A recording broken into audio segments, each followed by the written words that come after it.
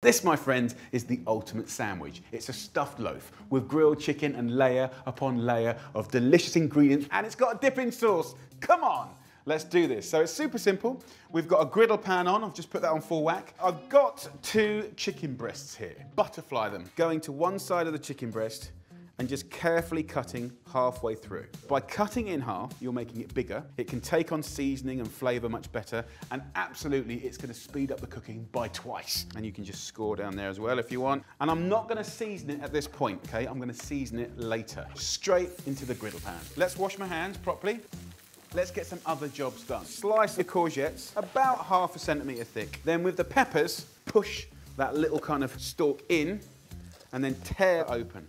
That will allow you to take the seeds and the stalk, and we can lose that. These lovely halves, just tap the seeds out and rip them into quarters. Super simple. In no time at all, you can see the chicken is cooking in a really beautiful way. Just turn it over. Look at those lovely golden bar marks. Now, next up, we want to get a nice gem lettuce like this and slice it up as fine as you can. And then next, avocado. We love it. We love avocados. Now what we want is a little welcoming party to the chicken and the veg once we've grilled them. So what we're gonna do is just add some olive oil to this tray, season it with some salt and pepper, the juice of ½ a lemon.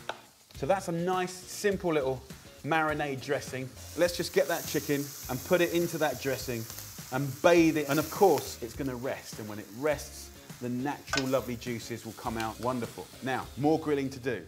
So in this griddle pan, we're now going to go in with the courgettes, and let's just char them on both sides. And then see all these juices in the tray. Look at that. This is such good flavour. So into there, just simply move them around in all those lovely juices. It's going to taste delicious. Slice up my avocado, and then last but not least, let's get the peppers in. So as that's marinating and this is blistering and charring, I want to show you the little trick with this round loaf. Now get yourself a nice cob round loaf. It could be multi-seed, whole grain, sourdough. Just take the top off and just pull away the soft, fluffy inside. With this center part, you will never ever waste that. That will make the best croutons. It will thicken a beautiful soup. So look, once you've hollowed that out, we can start layering up the flavors. So we'll go in just like that and pack it and push it down. So we've got the peppers here, and in they go, again, making a nice defined layer. Then it's time for the chicken. Just tear it up with your hands and make a really good layer. Avocado, and last but not least, the gem lettuce. You think it won't go in, just get it in there, stuff it in. Don't go wasting anything. Juices go in. It's gonna be so blooming scrumptious. It's all flavor. So what we wanna do is apply some pressure. So we'll wrap it up tight, put it in the fridge and put something on top of it to apply pressure. That's just gonna make the layers compress, the flavors mix. Leave it for a couple of hours ideally, and it will be amazing. Time to make a delicious dipping sauce. So a brilliant little healthier swap is to use yogurt, 4 tablespoons, and then we're gonna flavor it up with Parmesan. And you want about 10 grams, and the flavor is phenomenal. Just a little bit of parsley, finely chop it. Get that in there like that. And then we've got ½ a lemon left that we haven't used. Just grate that lovely yellow part of the skin, and it's gonna maximize flavor. And then of course, squeeze every last bit of juice out of that. To give it a nice little mix up, delicious. Now, time for the loaf. Here it is. Take it out of that wrapping, nicely squashed, nicely marinated. This is gonna be brilliant. And then when you cut inside it, well, you can have a look for yourself. Look at that. Absolutely gorgeous. A sandwich like you've never seen before is something a little bit different. So of course, when it comes to noshing on a little bit, take some of that lovely dipping sauce, beautiful. One little tiny stroke of this Parmesan cheese again. Oh, let's get it. Right, the moment of truth. It's not gonna be pretty, guys, but who cares?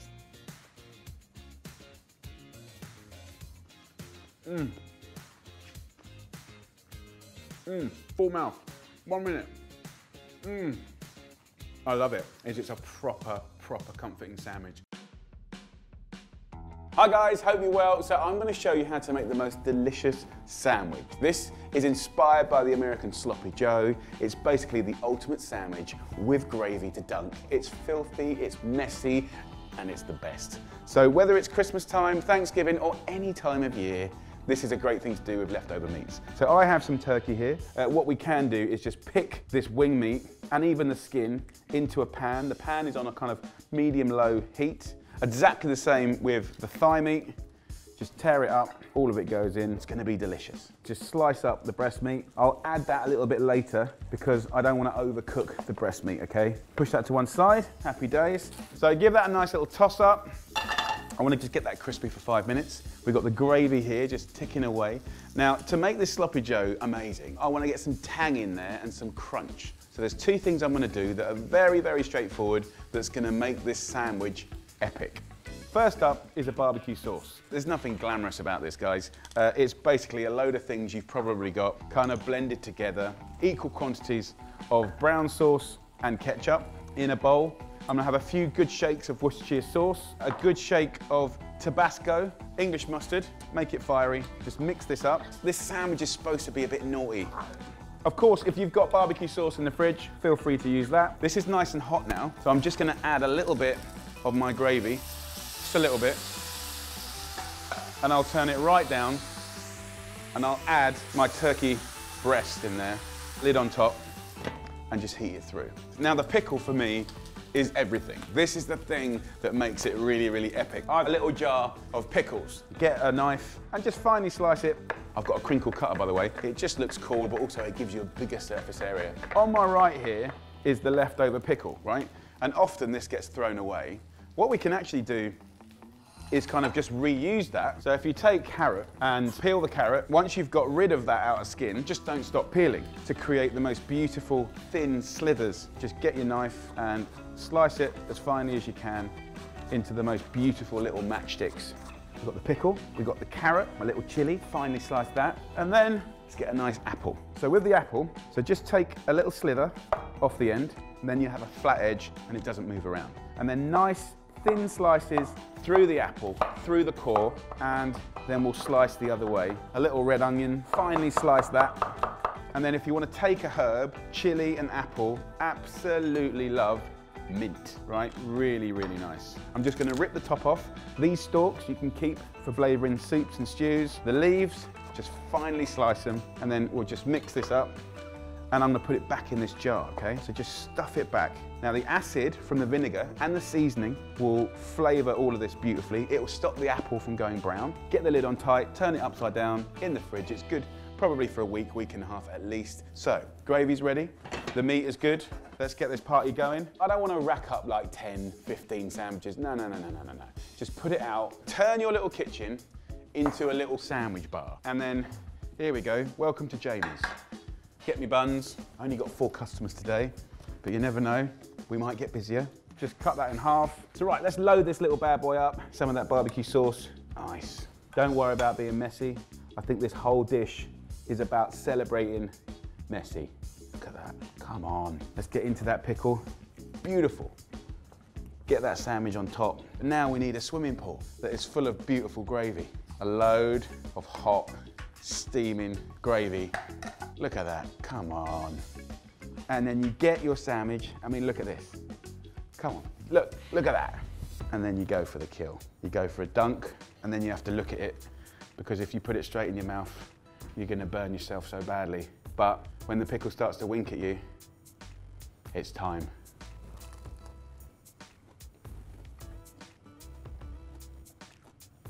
Hallelujah.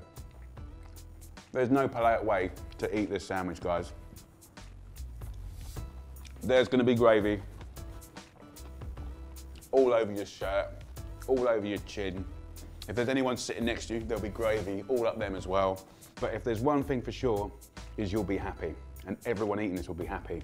With that crunch, with that heat, with that tang, and with that undeniable gravy. Come on, guys. Enjoy, make it, and get stuck in.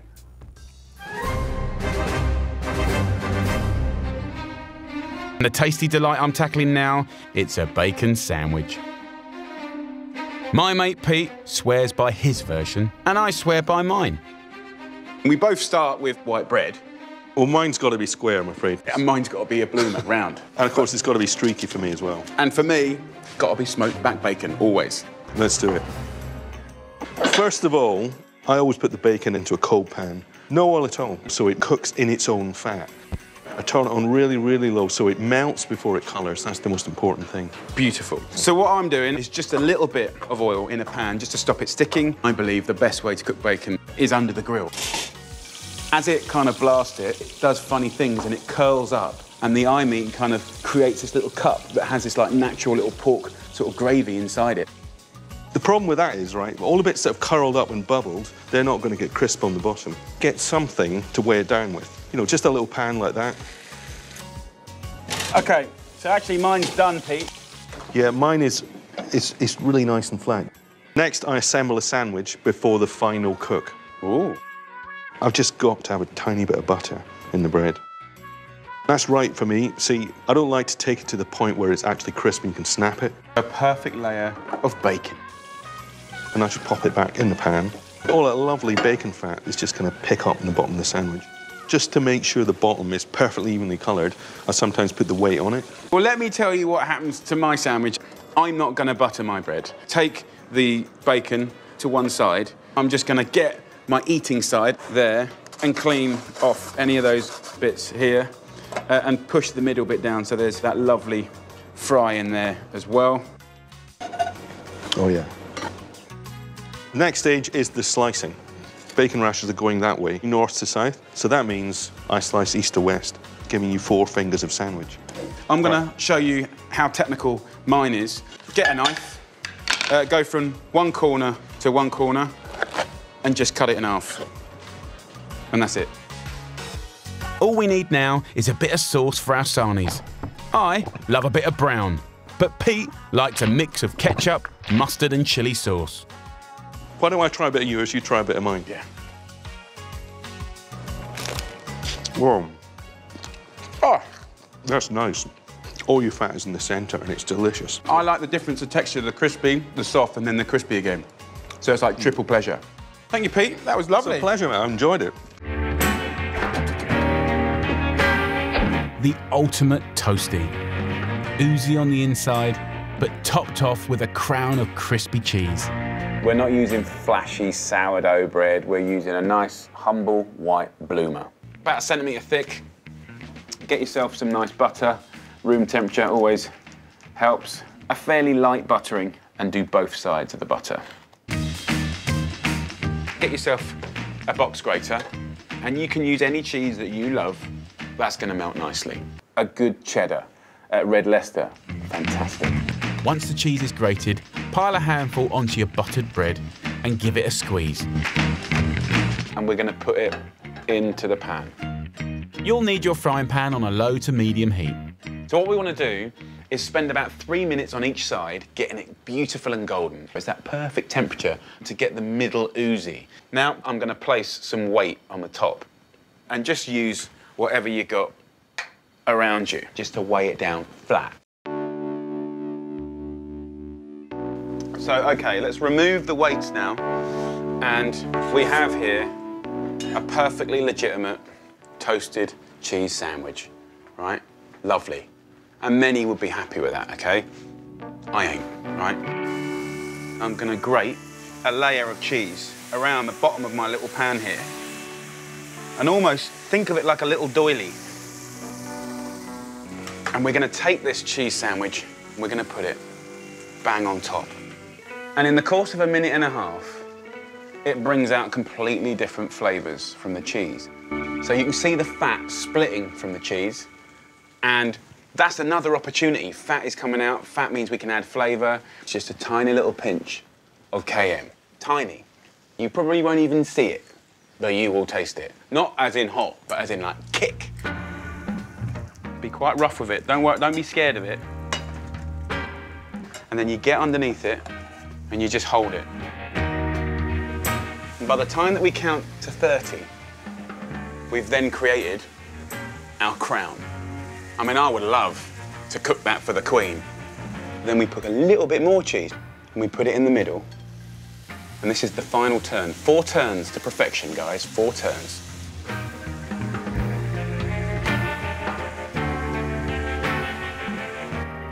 For perfection in the eating, you've got to leave it for 2 minutes because inside that toasty, you know, the cheese is like 1 billion degrees Celsius.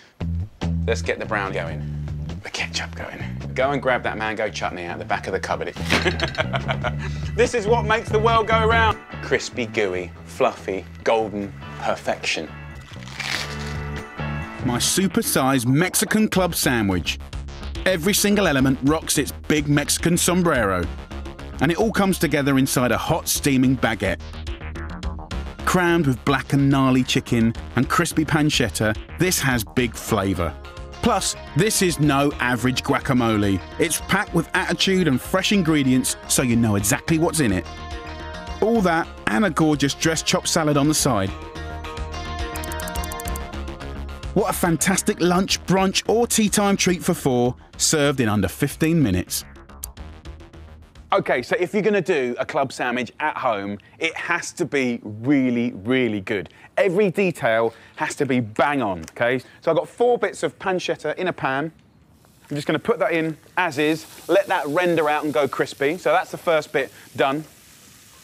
I'm only gonna need 2 lovely chicken breasts, and I've got a wicked technique for making it tender, beautiful flavour, and cook super quickly, 15-minute meals styly. So get some greaseproof paper and whack them on there like that. So in here, I'm gonna add some pepper, be quite generous, nice season of salt, and then for flavour, real flavour, I want a nice pinch of cumin. I'm actually not even gonna bash it up. Whole cumin seeds, just about half a teaspoon goes in like that. And then oregano, so nice generous sort of heaped teaspoon goes in. And if you look in the pan now, you know, it's golden, it's crisp, and the fat's rendered out of that beautiful pancetta. So at this point in the story, we can just take this off and we can leave that pan on. Obviously at the moment, this chicken breast is gonna take about, you know, 15, 20 minutes at least to cook, and that's not good enough for 15-minute meals. So what I'm gonna do is just bring the greaseproof paper on top, get yourself a rolling pin, and just bang it out. I'll do one and show you the difference. And what's quite nice is literally in 10 seconds, look, you got a 1.5 centimetre piece of chicken, which is tender as you like, and a regular chicken breast there. Okay, so that's the difference that we've made. And that's all what 15-minute meals is all about. Shortcuts, being clever, but we're not just doing it to cheat. We're also gathering surface area. We're gonna get crispiness. We're also pounding that flavour into the chicken. And, you know, that shimmer of the fat there, the seasoning going on, it's gonna just love it. Chicken goes in. The little fillet just fell off there, but that's all right. Just pop that in the side. Really, really nice. We'll keep an eye on that. It's on a kind of medium-high heat, so a lot's gonna happen really quickly. I've got a nice big French baguette, or you could use a ciabatta if you want. I've got the oven preheated to about 150 degrees Celsius. Just 5 minutes in there is gonna make it crispy, spongy, and steamy, which is just what we want. So while the chicken cooks away for a couple of minutes, this is the perfect window to prepare my chopped salad. I've got some gem lettuce and some old school salad cress. So I've got some beautiful radishes. If the leaves are nice, you can keep them on because they're quite nice to eat. What I love about this salad is it's going to be crunchy and it's going to really be fresh and work with the sarnie really, really well. But if you look over at the pan now, you know, you can see how quickly the chicken cooks. Where it's white, it's cooked. Where it's pink, it's not. So at this point in the game, let's just turn it around. Look at that, look at that. Look at the fat dancing on top there. Gorgeous. Got the little fillet there as well, so that's going to be really, really good. So just take a load of radishes. So to top that off, I want a little bit of feta, 40 grams, and I want you to make a point of really crumbling it in and around the salad. And you know what feta's like, it's salty, it's got that sourness that's gorgeous. So a little, as you can see, goes a real long way, which is lovely. And then a dressing, bog standard, just nice dressing. 1 part vinegar, red wine vinegar. So let's just call it a couple of tablespoons, to about the same amount of olive oil. So a little bit of salt and pepper, And you know, you've got nice vinegar, nice oil. That's what makes all the difference. And if you want to accent that with like a herb, it could be, you know, a little more dried oregano. And of course, it's always good to dress things at the table. So I'm just going to put that over here for the moment. Now, another little thing that's great to go with it is pickled chilies. You know, a little bit of heat. And as usual, I love boards. I love platters. I like being sort of quite dramatic about boom in the middle of the table to help yourself get in there, dressed at the table, colours, contrast. The last part of the story before we make the sandwich is guacamole. This is going to be a real kick-ass guacamole. Homemade in a flash, really, really easy. So I've got my avocados. I've got a little handful of cherry tomatoes. I've got some coriander, just a small bunch, about that much. We're going to go in with a couple of spring onions. Just tear them up. A chilli, about 3/4 of one of those. It's not that hot. It's towards the end. Once you've whizzed that up with the avocado, right, the point is you take that little bit of stalk out and then you should be able to sort of bust it up like that, okay? If you can't do that, don't make guacamole, okay? You know, you don't have to muck around halving it and removing it, you know. Again, we have a little bit of a bust up. Take that out. In we go. Really, really nice. Throw in about 5 cherry tomatoes, around about that.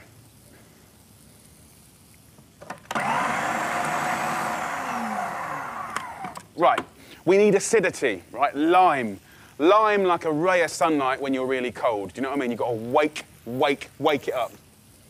So get a nice juicy lime and give it a good old roll. Break all those little capsules of that beautiful citrus. And you might need 1, you might need 2, but basically, I believe the lime really makes the guacamole. So wazz that up. Couple of seconds, job's a good one. Let's have a little season up now. Try a bit. Right, it's desperate for salt. Anyone can season, you just do it to your taste.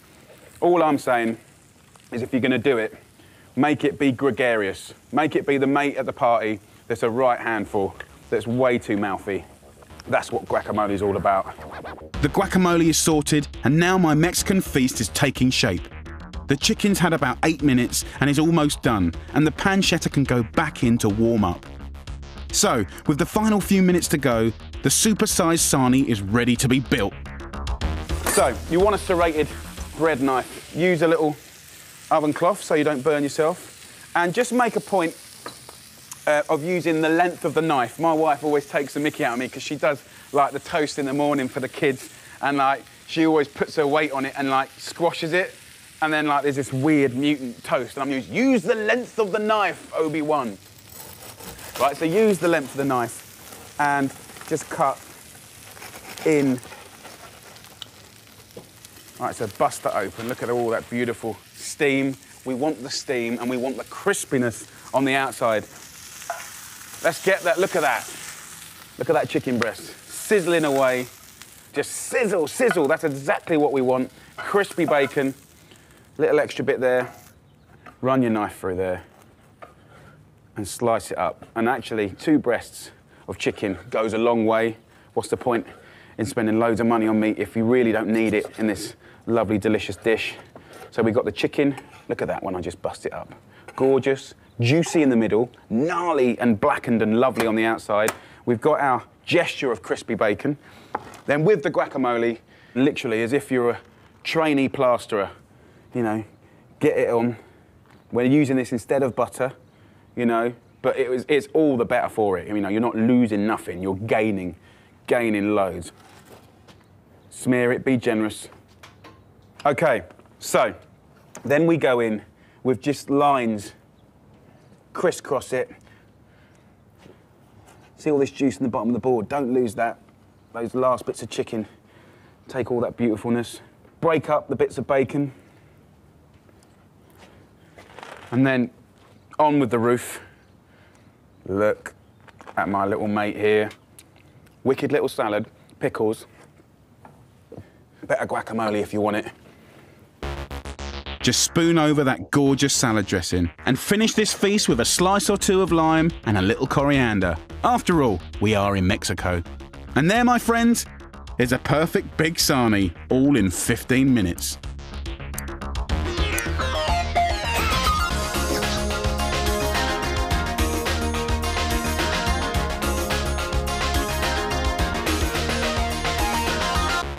Let's have a little go at this. No mucking about here. There's no polite way to eat this sandwich. It's just got to get done. Beautiful. Proper BLT sarnie. Guacamole, beautiful chicken. Happy days. On so many levels, that is serious.